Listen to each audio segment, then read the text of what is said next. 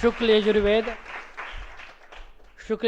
काणू शाखा के गुरुकुल के वैदिक छात्रों से निवेदन करूंगा कि आकर के मंगलाचरण करें।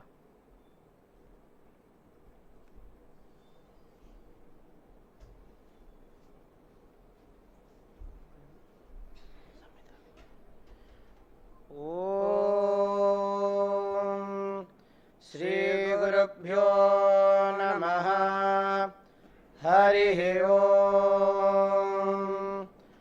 ओम समिधाग्निन्दो वस्यत घृतैर्वोधयता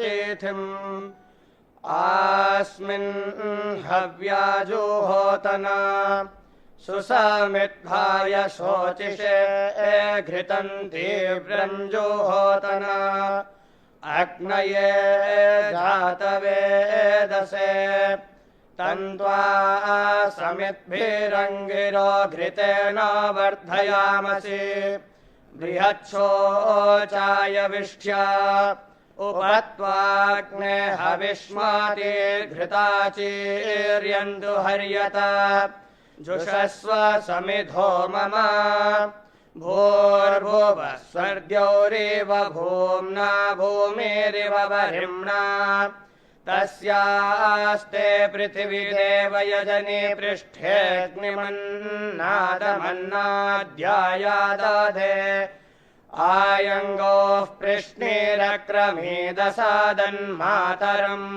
पुरः पितरं च प्रयन् स्वाहा अन्तश्चारतिरोचनास्य प्राणादापानति व्यख्यन्महिषो दिवम् त्रिघ्नोषद्धामविराजति वाक्पातङ्गायाधीयते प्रतिवः सौरहद्युभिः।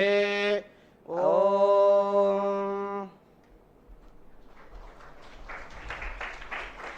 बहुत बहुत धन्यवाद।